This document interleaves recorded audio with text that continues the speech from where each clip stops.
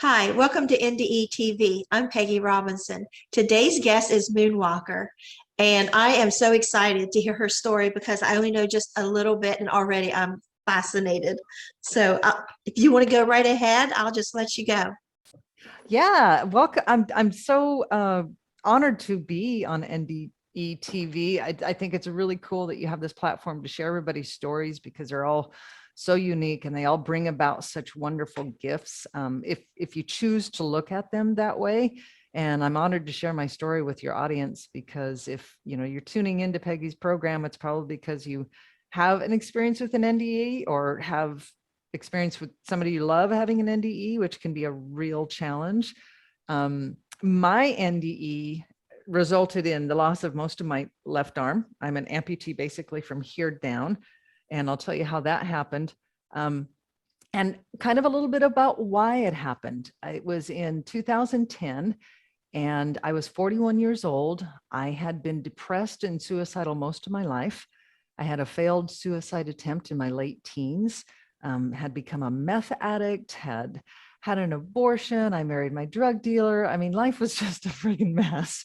And then I got pregnant again and it ended up being a single mom and joined the Air Force because I needed something to provide structure and financial security. And so I was able to, like clean up my life on the surface, but underneath all of that stuff was still the same. My stories about who I was and what I was worth was still the same. I learned really well how to perform in public, to smile and all of that. But at home with my kids and my second husband at the time, and then my third husband after that divorce, I was just a mess. I didn't know how to love. I didn't know how to connect. I didn't like myself. And you can only give out what you are.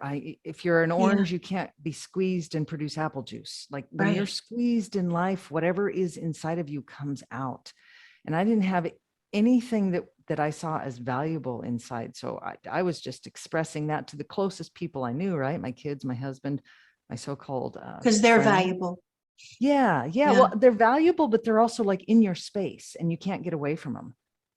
You can't, like the facade that I put on in public, I couldn't maintain day after day after day after year after year after year with my husband and my kids. And so they got to see and feel and observe the things that I was truly about. And I was very angry and I was very much a victim and I blamed everybody, especially my mom and my stepdad and my family for all the problems that were in my life, for me being poor and overweight and unhealthy and unhappy in marriage and not having any purpose and passion in life. I just blamed it all on them, right? It was never me. And so I had gone through my second divorce. I was just newly married and find myself going through another divorce. And I was just like, I'm out. I'm just done. I've got to find a way to just end this continual cycle of suffering. And I knew that if I committed suicide, that would have a devastating effect on those who really did love me, my kids, anybody else, family. And so I was looking for an honorable way to do that, right? Kind of like make it look like an accident. And I was working for the Department of Defense, had spent time in the Air Force, and I conjured up an opportunity to get embedded and be a part of a new DoD unit that was Army-based engineering. It's first into conflict. It's going into some of the worst areas. And I got selected to be the public affairs officer for that group. So here I am. I'm going to Afghanistan. It's a small unit in some bad areas. I'm like, perfect opportunity. Gonna die. Yes, this is it. This is it. And I'm gonna make a shit ton of money during it, at least leave something for my family. And so that was my plan. And I arrived at the unit and we were all training and we were about 6 months out from our deployment. And I'm just like devastated every day. And I hate the job. I absolutely hate the job. It was just such a mess. And so I'm fighting with my husband one night and woke up and he was off in another state and just needed to decompress. And so I got on my Harley Fat Bob, gorgeous bike. Oh, such a beautiful bike. And I'm stationed at Fort Knox, Kentucky. I get on it and it's the fall. It's early October, October 8th. And so the fall leaves are just beautiful. And I'm riding through the hills and it's just serene and stunning. And I get to work and I'm calmed down, I'm relaxed. And then the storm of chaos and everything hits again as I walk into the door of work. So by the time I left the office, I was just in tears and just a big tension ball. And I had started getting involved in an organization that was putting on a big ball for disabled people and people that have cognitive dysfunction that never got to go to a high school prom or anything like that. So they're throwing on this big ball. And I was assigned and volunteered for helping to do makeup. But Peggy, my self-worth was so bad, and it hurts to think back on how I felt about myself. And I'm sitting there on the motorcycle and I'm in tears, kind of like I am now, just trying to hold them back, right? And I'm thinking, I hear that voice, you don't need to go do that thing, that nobody's going to miss you if you're there. And the one thing we don't feel like putting on a fake smile. Just don't show up. Nobody's going to care. Nobody will even notice. And then I'm reiterating arguments that I've had with my husband. And I'm just like, God, I just need 6 more months. And I hear this other voice. And this one says, hey, Sam, do you want to go to the bar and sing karaoke with me? It's Friday night. Don't want to go home alone. Don't want to go to the thing because I'm not important enough or needed. So I was like, yeah, solution solved, right? So I'm on my motorcycle and I have full gear because in the military, if you have a motorcycle accident without full gear, you don't get any medical care. There's no benefits, nothing. So we wear all of our gear. And I was on a road following my friend, and it was a road that I hadn't ridden on before, but it was a road that the military tanks take to their training ground, and they're very wide and very heavy.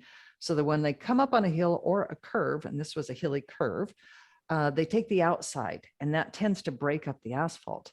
And distracted driving, upset driving, wasn't present, got to the crest of the hill, going about 45 miles an hour, hit the debris. And last thing, I'm just like, oh shit. And then I ended up in this, like, I didn't even know there was a transfer of time, but I'm just in this quiet, completely soundless space. Can't feel anything, but I can see. And there's these beautiful, like lights going past my face from left to right. And they're just like gorgeous. And there's nothing behind them. There's just like this gray fuzz, but these lights just keep going by. And I followed one of them and I could see my feet, my boots bouncing on the highway. And then it connected with me. I was like, oh my God. I didn't know what this was. I still couldn't feel anything, couldn't hear anything. And my boots. And then, so I'm adding 2 and 2 together. I'm like, I'm under my side. I'm being drugged by my motorcycle. I'm like actively being drugged down the hill. And I can't even scream. I know that my body is just like in complete panic, but I hear nothing. I feel nothing.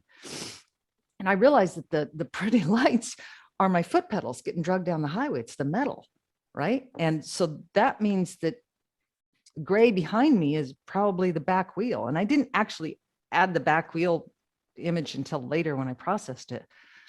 So then all of a sudden, everything explodes and I can feel everything and I can hear, and that like the engine is stuck and it should die. Whenever a bike tips, I think past 33 degrees, it should die.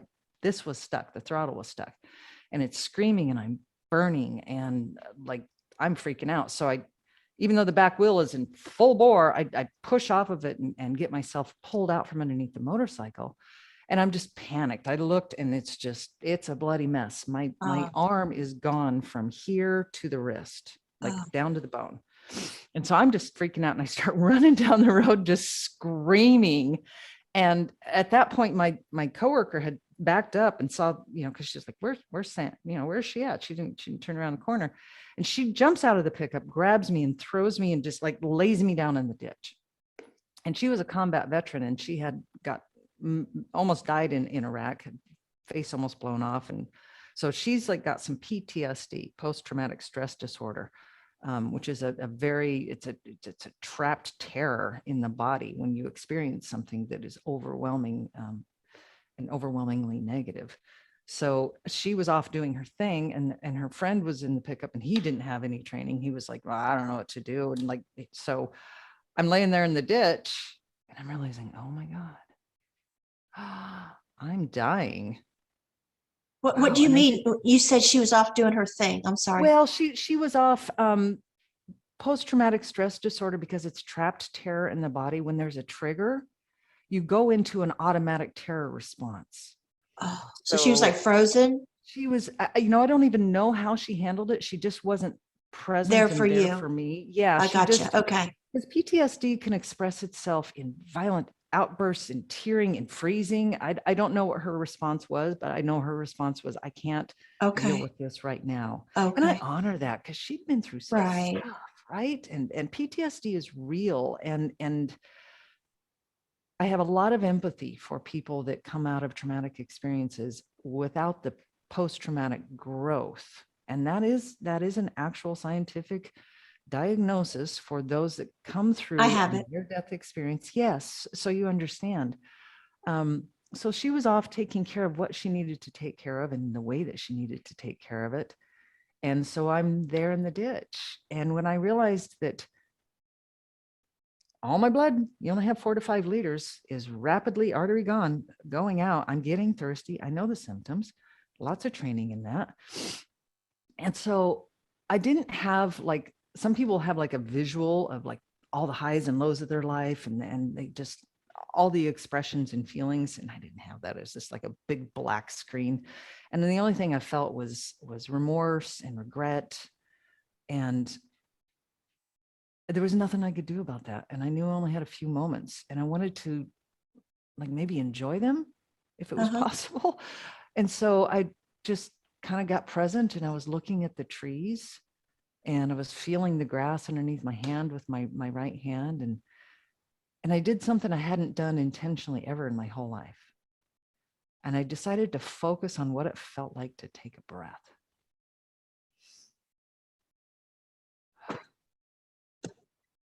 So good. It was so good. For the first time, I could feel it going through my body and just the energy and the vitality that like breathing brings. And then I wondered if my next breath was going to be the last one. So I really started focusing on the sensation of the air coming through my nose, down into my belly, and how it just naturally, easily flowed out of my belly. And I was really, it just calmed me down and it gave me a sense of peace. And I just decided to surrender, just surrender.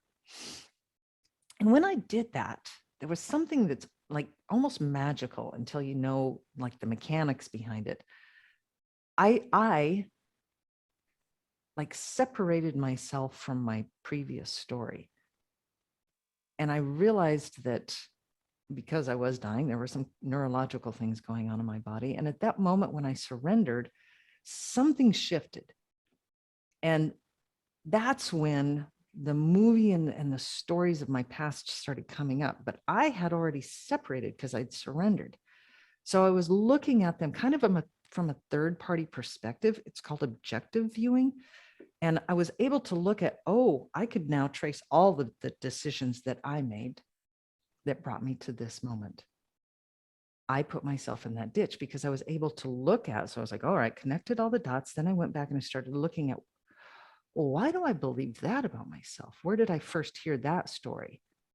So I traced it to the person I remembered that I first heard the story from and went, okay, so is it really true? Is it really true? Where did they learn that story? Who taught them that? And is it really true?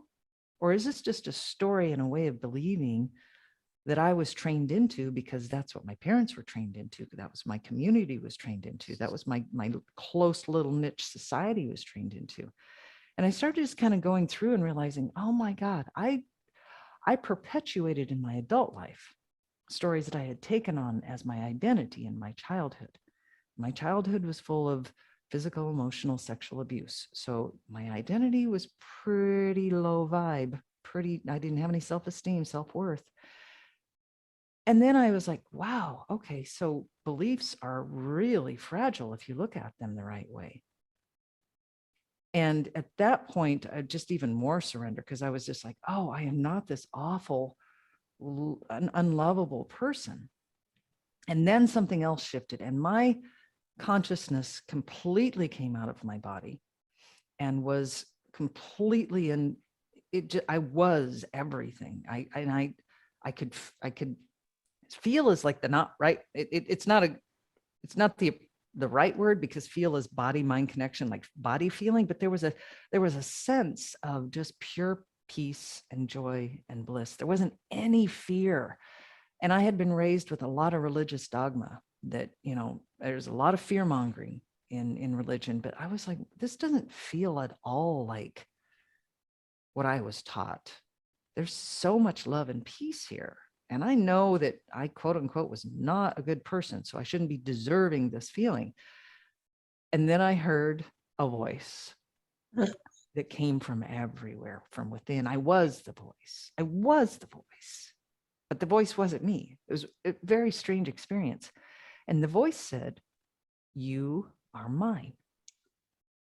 You are mine." I was like, it just like totally stunned me, because the meaning behind those words were so deep. 3 words, but it was because the expression came from me as well as to me. It was an I'm myself. I am my own source of everything, and yet my whole source is from the creator, the original source. I'm an expression of that beautiful, perfect source. And this experience in this body isn't who I am. It's an experience in this body. And when all of that hit me, then that divine source, the great spirit, kind of chuckled, because we're an experience. We're an expression of God, all of us. And so we all have our own independent ways of being and senses of humor and kind of ways of communicating that connect and those that don't. And so I felt and I heard, so now that I have your attention, we're going to have a conversation. And it's going to be one way. You're just going to listen. I was like, I'm in, whatever, yes. What do you have to tell me? And there were a lot of things that the great spirit, the God, divine source, whatever you want to call it, shared with me that cleared up so many beliefs in my life in that probably 1 minute time span. Because like I said, I was bleeding out and 4 to 5 liters of blood. And with the type of wound I had, you have 1 minute to 3 minutes to live. So this all happened very fast. And there were just almost like processes that God took me through that rewired and collapsed my beliefs and created new ones and a whole new identity. It was completely restructured. And then I kind of snapped out of it. Somebody was doing something to my arm, and like I realized there was a tourniquet, and then I put it all together that, oh my God, I'm going to live. I'm going to live. And I got so excited. And I just remember thinking to myself, because it was this mantra that I still use now, I don't know what this means good, but it's going to be fantastic. Like, it's just going to be fantastic. And so I was in the hospital for 30 days and I can't even count the number of surgeries. And we finally ended up doing the amputation. And they eventually took a flap from my stomach and put it here to cover the bone. And I was just like, let's just do the thing that gets me active in life the quickest. I just want to get out there and do. I've got stuff to do. I'm 41 years old. I've never lived. And in that ditch, I realized that I had lived somebody else's life. I'd never allowed myself to be happy. I had taken on other people's values and other people's identities. And I was like, oh, I was just like a newborn baby with some awareness of how the skills work and how the tools work. I was like, all this stuff that I'd been taught, that the brain can't be rewired and you can't learn new things, that's all false. And now science has proved it. But I was like, I need to go have fun. And so I left there a completely different person. The woman that was drug into that ditch is not the woman that was drug out. Absolutely not. And from there, I changed all of my friendships. I spent time self-care, self-love, I healed the relationships that were open to healing. And that's the thing. I had a complete transformation, but that didn't transform anybody else. So there are still relationships that I would love to heal. The other person has to want that healing. I started traveling and I trained for the toughest half marathon in the nation, the Northwest, and ran that. And then I was just open to all possibilities. My yes radar was way open. Like, if it's fun, that sounds great. And so I ended up running into a guy that he came in. I was working for a prosthetist. They make the artificial limbs. And he came in one day and kind of redneck dude, ball cap, missing most of an arm and missing most of a leg. And we got to talking, and he found out I was in the military, and he asked if I like to hunt and, do I shoot guns and do I shoot bows? I was like, I've never shot a bow, but I went into Cabela's about a year ago and asked about that. And I was told that, well, for archery, there's a 2-arm minimum. 2-arm minimum. Okay. And I didn't really investigate it after that. I was like, well, it made sense. Hold the bow, pull the bow back, whatever. So I just kind of blew it off. And it became one of the few things that I put in my I can't do bucket. I've got a really tiny bucket of things I can't do. And then I met him, and he's like, oh, no, there's not a 2-arm minimum. He said, you just wait right here. And so he wheels himself out of his wheelchair. And I'm like, okay. And he comes back in a couple minutes, and he's rolling this, I don't know, 4-foot tall target. And he hands me a bow, and he says, now, right here is this little flap where if you had fingers, you would hook on. He said, well, what you're going to do is you're going to put that little flap in the back of your molars, way back there. You're going to bite down. You're just going to push the bow away from you and just generally aim at the target, and then just relax your jaw. And so I did that. And oh, Peggy, it was so thrilling. Like my whole body said, yes, let's do this. And so he's like, well, if you want to learn, he said, keep the bow. He said, he lived about an hour away. He said, come a couple times a week and I'll give you some instructions. And he's like, I know what I'm doing because I'm a 3-time Paralympian gold medalist. And I'm like, oh, all right. And so I started training with him a little bit. And he said, you don't have any bad habits, any stories about archery that are preventing you from learning really fast. He said, I think if you do everything I tell you, that you could be the first woman to represent the United States in open compound archery in the Paralympics, which is 19 months away. Now, at that point, Peggy, here's the voices that showed up in my head. 19 months. You've never shot. You're a week into this. You've never competed. You don't know anything about the sport. You don't have the time to gain the experience, right? Those 10,000 hours and like 10,000 hours at a state level competition and then national level and world and all, you just don't. And he was like, no, that's, I don't want to hear that out of your voice. I don't want to hear you say that. Do what I say. He said, you can do this if you do what I say. And so I did. And I just walked away from everything and committed fully to archery. And in 6 months, I made the national team. Wow. In 8 months, I made the world team. And on my 11th competition of my whole archery career, I shot in the Paralympics in Rio and did make history as the first woman to represent the US in open compound archery. So yeah, it was just, and Peggy, it was a building of the things that I learned in my near-death experience. And then he gave me a book that was a critical turning point in me, because I spent many years, 5 years after my accident, just having fun, figuring out what my true self was, figuring out kind of what I wanted my life to look like. And I never really understood the science. I knew there had to be a science, a mechanics behind how I could just have a completely rewiring of personality and identity. And that book was the first clue in it. And it's a book called With Winning in Mind, and it's by Lanny Bassham, and it's written for athletes, but it's applicable to all areas of life. And it's the first book that got me into the understanding of the ultimate supreme power of the subconscious mind, and how that dictates everything that we see as a possibility or as a limitation. It dictates everything, how we filter our experiences. It's amazing. And what's the name of that again? I'll get that from my son. Yeah, it's called With Winning in Mind by Lanny Bassham. Highly recommended. And honestly, it's deep enough that I went overboard. I went like all in on the techniques that he teaches. Super simple techniques. Oh my God, they're super simple, massively powerful. And I just went all in. And I credit the knowledge that I gained from that book with why I was able to achieve that goal, that Paralympic goal, when all the stories said that wasn't even possible, right? So that set me on a course that has continued to this day, digging in. What is the magic behind transformation? Because magic is only magic until you know how it's done. And then it's just a blueprint, a process, right?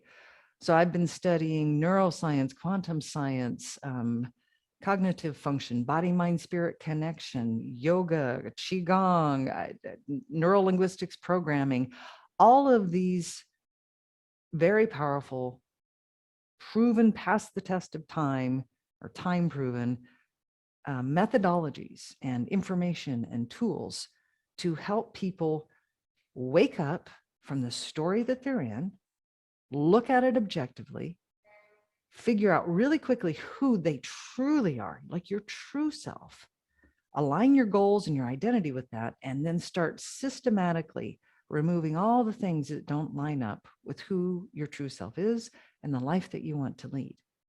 And it's been an amazing, fantastic journey. And I've been able to help people around the world. And I absolutely love it. Absolutely. It's amazing. It's amazing. When we hear God's voice like that, it just changes us. Yeah. It's like we're in such honor. God spoke to me. I mean, how can you have bad self-esteem after that? You can. I did multiple times in my life. I have too, I guess. I have heard but that in that audible moment, voice. Yeah, in that moment, I think when it's a near-death experience where you're like, that moment literally doesn't have the option for another moment to happen. So like all of the stories, all of that mind clatter that we all have until we train our mind to operate differently stops. Because there's might not be a next moment. And for that moment, you have that clarity. And then in that clarity, when you can hear God's voice, that's when the shift happens. And the neat thing is, Peggy, that everybody can get to that moment of clarity through some intentional practices. You know, we have let the subconscious, and that's what it does. It runs our life. It runs the way we express. It runs what we see and do. But when we can tap in and learn how to rewire that and change it, and we can tap in and calm our central nervous system and relax the brain, soften the intensity, kind of relax the prefrontal cortex, all the amygdala and the primal aspects of our brain that are on autopilot. When we can kind of soothe those, then we can open up into the unknown. And that's what you and I experienced in that moment of that near death, when we were in a space of unknown, where the mind didn't have context. This is something the mind is a meaning making machine. So it absorbs what it thinks is important, because what's repeated a lot, and then just uses that data and regenerates new options. But it's new options based on old data. So when we're in a space of the unknown, that's when we're in that flow state where we can hear and see, experience things that we've never done before.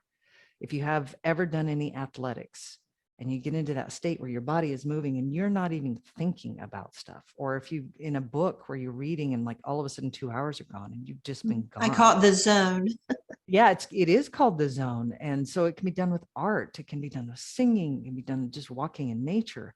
When you get into that zone, that's where, and it happens a lot in the shower for people. Yeah. That's where those aha moments happen.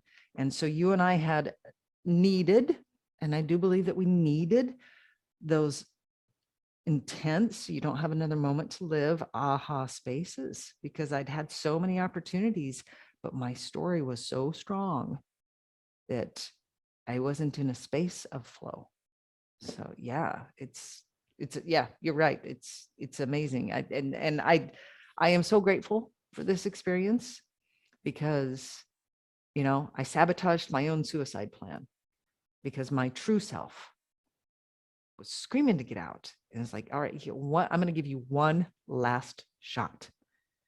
You can control your life, but maybe this time it'll connect. And it did. And I'm so grateful. So grateful.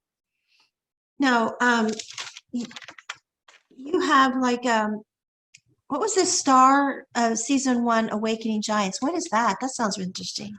Yeah, so Awakening Giants is a brand new like docu-reality TV series that takes individuals that are wanting to affect positive change in the world. And that doesn't necessarily mean a teach, healer, teacher, coach like me. It can be somebody that wants to build a community center, or somebody that wants to start a nonprofit, or somebody that wants to put their energy, whose purpose in their life is to put their energy towards something that helps the community, helps the world.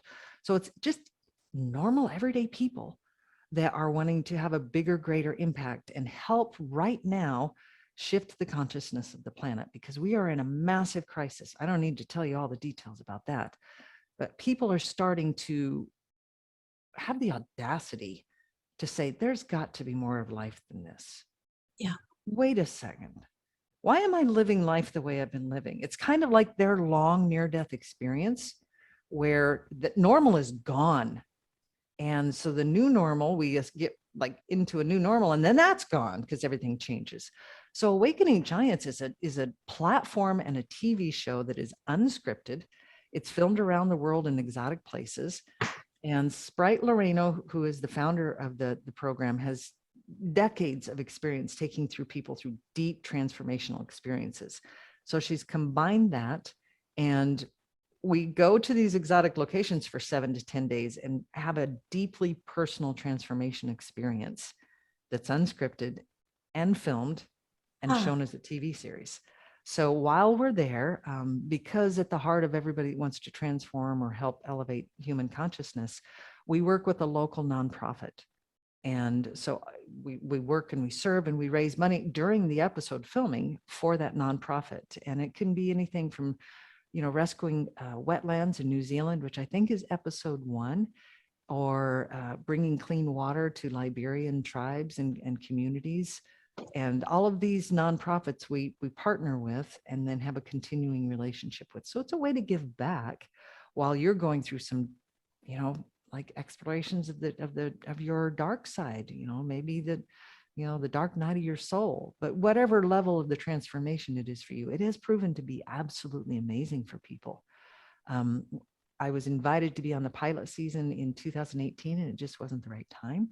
So I nominated 5 of my friends to be considered. They all were accepted, and they all have had amazing life transformation experiences, shifted careers, shifted everything. Like one guy went on there to help raise 1.5 million for his artist community, and he raised 10.5 million. So, I mean, it's a really powerful, one of a kind experience. And so I got selected as a star for that. So just like in the previous time, I am like putting the energy out there to draw in 10 more people to be on the episode with me and experience it. And because it is such a huge transformation, you got to have skin in the game. So a lot of people think that reality TV shows are just free, and they're not. You have to have skin in the game. So I've invested in that. So anybody that wants to be on it would have to be willing to invest in themselves. And so I think that we're going to either Ireland or Mexico for my episode, and it's going to be in June. And that's basically all I know. Because what channel is this on? So it is launched on Plex.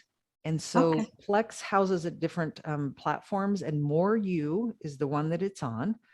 And you can find it now. You can just go to awakeninggiants.tv, and I'll send you the links to that so you can put that in the description if you want. Yeah, it's fascinating. And so you can find them on Facebook as well, Awakening Giants TV community. And we're having a 3-day online event where I think there's 10 of us giants that are going to be teaching 20 minutes. Here's just a tip and a skill and a process that you can use in your life right now today to help you get back to your true self, help you change the things in your life that you don't like. So that's going to be on the 21st, 22nd, and 23rd. And I'll send you a link for that to have anybody register if they want.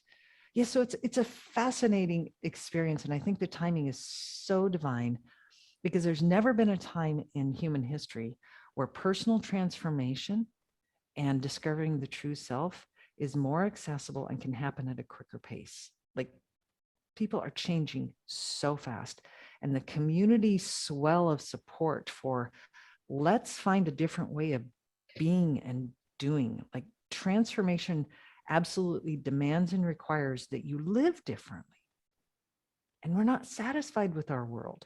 So that means that we as individuals, instead of waiting for other people to change or highlighting and focusing on how other people are different, start focusing on ourselves and getting what I call divinely selfish, where we are so selfish that we won't allow any emotion, any judgment, anything that doesn't feel good to live in our body. We won't judge anybody else, and we won't judge ourselves. So I think there is a movement of moving to the true self and really embracing divine selfishness, because if you're your true self and you are so selfish that you won't allow yourself to feel bad, then you don't have anything bad to emote, to express, right? So it literally changes the consciousness of the world. And so that's that outlet that I'm working with that group to do, and I'm loving the whole process. And I think that, yeah, go ahead.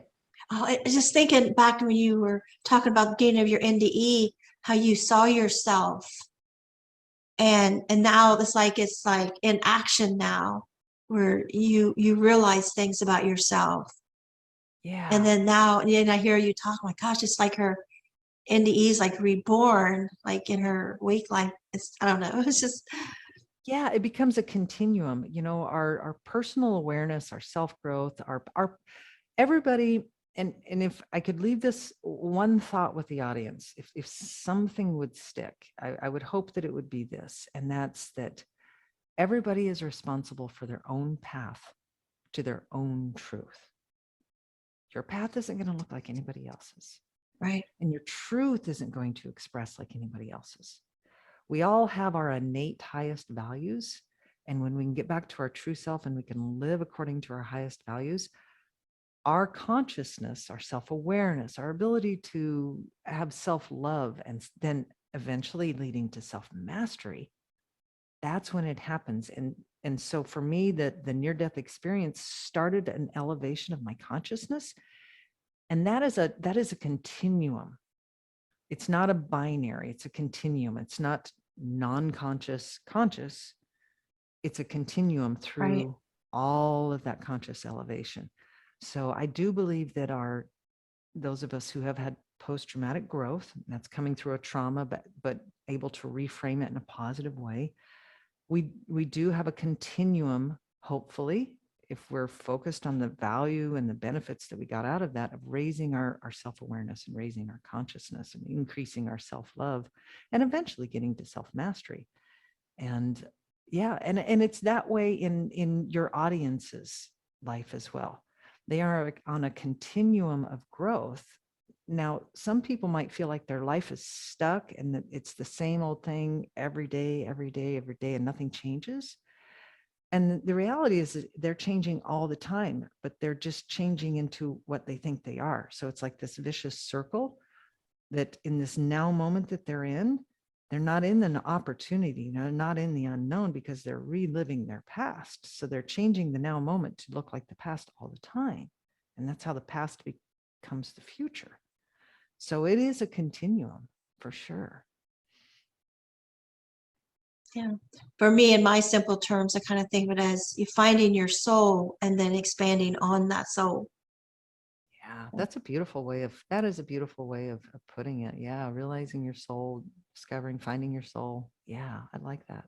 And then just bringing it out more instead of your brain thinking more with your soul, your heart, and make decisions based on that space instead of, the brain says, I want this, I want to do that, and might be for all the wrong reasons, where what your soul really wants is maybe be free of all those kind of boundaries and responsibilities. And just, yeah, I think, Peggy, that you're absolutely right. The soul isn't tethered to identity. The soul is limitless. And so when we live a life where we find ourselves saying often, and I would encourage your audience to just do this simple practice, and it's just a self-awareness practice. Throughout the day, you can set a couple timers. And when the timer goes off, just ask yourself, what was I just thinking? And so just like jot down some notes. What was I just thinking? And is that thought, does it feel good? Is that thought a reiteration of the past?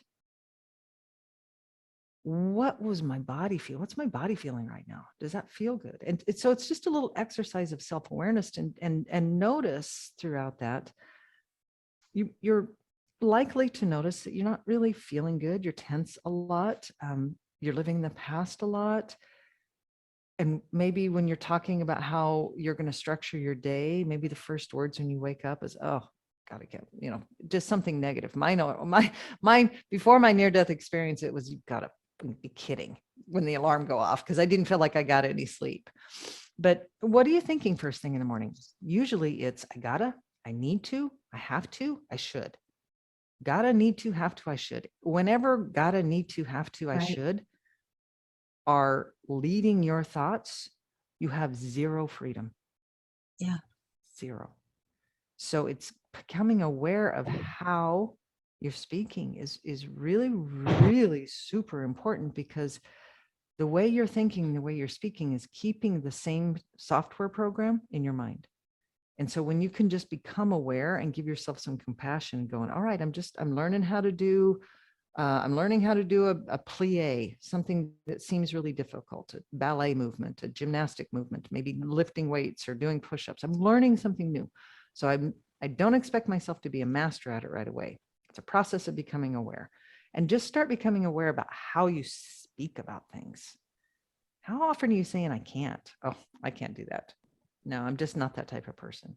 Well, I've tried in the past and it just failed. I can't. I'm just a failure at that, or I'm not that type of person. All of those signals, all of those messages are reinforcement of programming in your mind. And the neat thing is that programming can be rewritten. So start becoming aware of that. And it's kind of like living with an enemy. It's always cutting you down. Yeah.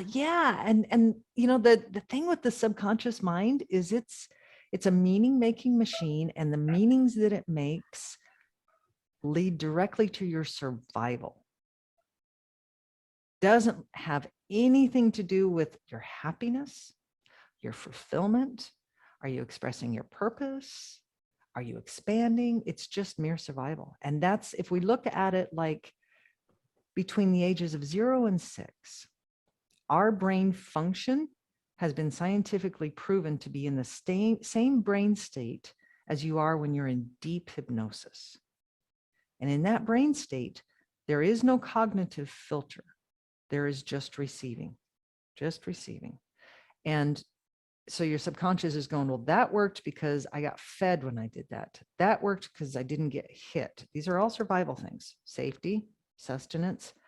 That worked because I got to be in the presence of those who I feel protected me. And that's all it's doing. It's not, does this feel good? Is this right? Is this moral? Am I getting valued? None of that. It's just, all right, this worked. And so it's just figuring out what works.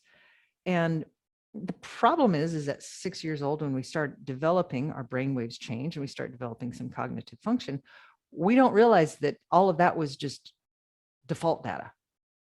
And that now we're starting to develop the tools to realize how are we going to change that to create a life that we actually like. We're not taught that. So we go through life on that default program, because that has become our identity and our reality. And the magic is that there's so much science and so many tools and information and processes that people can just master themselves. No longer do we have to go to therapy to get free from our identity. We can do this ourselves, and there are massive communities popping up. I have one. I've got a program that can help people go through all the benefits of a near-death experience. And like Henry David Thoreau said, Peggy, the mass of men are leading lives of quiet desperation. So we are all in a near-death experience. It's just theirs is strung out. Like when I died, dying was a formality. I was already dead. So I would just encourage your audience who loves to hear and learn about these things to realize that, just look, are you on your own near-death experience? Do you feel alive? Do you feel enthusiastic for your day? Do you feel like you're living your purpose? Are you happy? Are you satisfied? If not, you might be in your own elongated near-death experience. And it's time for you to take your power back and say, I'm going to change. She's changed. Peggy's changed. People have changed. I don't have to lose a limb. I don't have to almost die. I don't have to die. I can do this now. Yeah. Everybody has that power and everybody has that right and that authority. You're self-sovereign. Yeah. I think I went on a rant there, but no, it's fine. It's fine. I'm very passionate about people taking their own power and becoming their own master. I had said something similar, not so eloquently as you did on my podcast one time about the basic needs we have that we can, just kind of be driven on those. And someone's like, oh no, that's not true. We don't have those. You're misinformed. Like, okay. Yeah. But yeah, I mean, I think we can start to understand what is a basic need and what is us feeling our soul and wanting that freedom. And then we have these learned responsibilities. We think we have to continue on this continuum doing these things. And I just love right now is my husband just recently retired and he's doing all the things he's always wanted to do. And, yay. He's always worked, provided.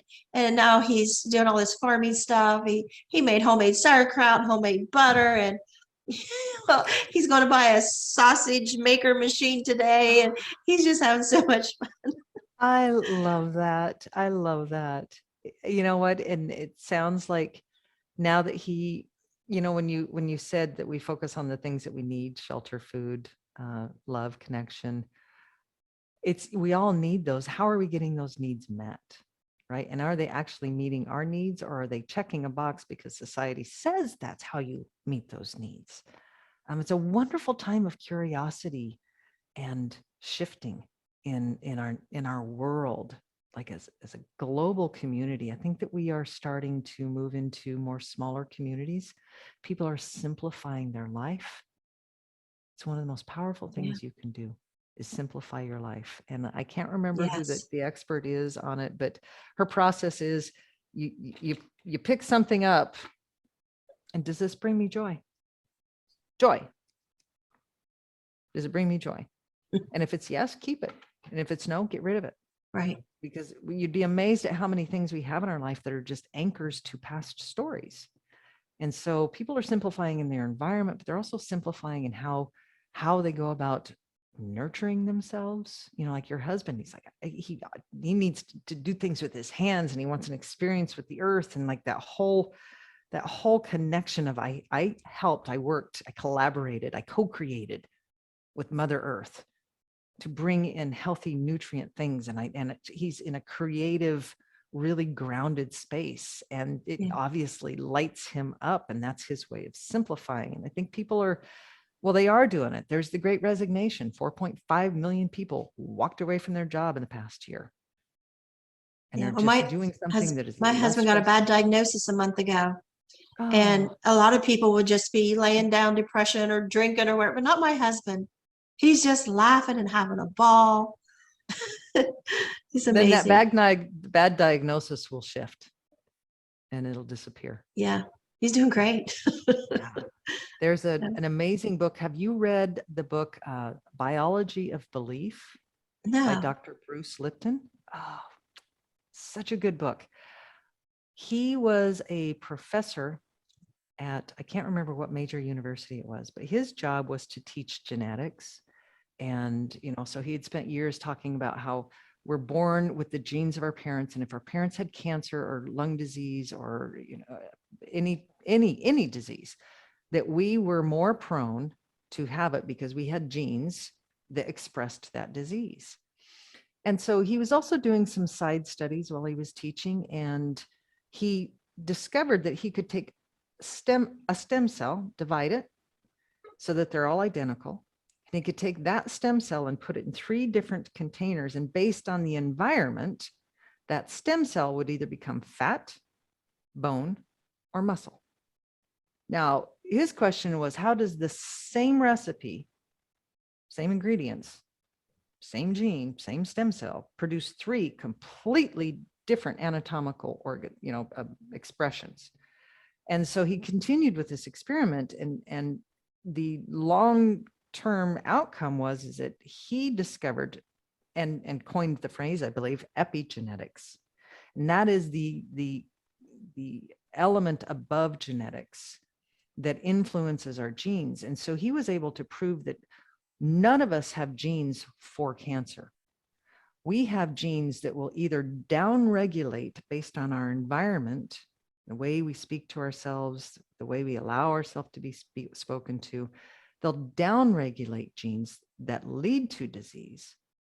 Or if we shift our environment to a higher vibration, literally a higher vibration, think differently, which produces a higher vibration when we think happier, positive, more self-affirming thoughts, those same genes will then upregulate and lead to improved health. And so groundbreaking studies that my husband's is COPD alpha 1, which is a genetic COPD. He's never smoked. He got it inherited from his mother. She died of heart trouble, and she had trouble breathing for years, and so he's got 25% use of his lungs. We didn't know this. We just and we just found this out one day, and he's just having a ball. He can change it because he didn't actually inherit a gene that expresses COPD. He inherited a belief that he inherited a gene that expresses COPD. He never knew he had it. Yeah. The pulmonary function test showed him. So yeah. So if he's open to it, read Biology of Belief and just see what. Yeah, I'm not too worried. I mean, I was real worried in the beginning, but with his attitude, and he's feeling so great. I mean, they gave him a little bit of steroids and a little bit of inhaler, a little bit of mist thing, cleared him right up. His breathing troubles was out, and he seems like normal. Oh, I love to hear that. I love to hear that. Yeah. Well, thank you for coming on. I appreciate it. And it's been very interesting. And I know the audience is going to love this video because you have a very good story. You tell it so well. Thank you. Thank you. If they're interested in learning more about how they can have their own shift, I am launching March 1st, a new platform. It's an online personal transformation learning platform called Let's Talk Shift. And in it, I teach foundational, like I said, everybody has their own path, but there are some foundational stepping stones that if you can get these anchored into your knowing and your personal awareness, then it launches your life like on hyper speed for personal awareness, transformation, and growth. So you can find that at Let's Talk Shift. I'll send you my Facebook and my other social links, and they can find that there. If they want to find more out about me, go to my Facebook page, Moonwalker Life, and then I will have moonwalkerlife.me. Okay. And if you could give me the actual links, that helps me, because people send me the website and then I don't know the link. And I'll send you all the links. So I've got, after this, we'll re-verify everything that I want to send you. I'll send you a link to With Winning in Mind and the other books too. So that if your audience is interested, then they can easily have a link and just make it easy for them. Yeah, just send me all that email. Okay. Sounds good. Thank you. You're welcome. Bye-bye. Thank you. Bye.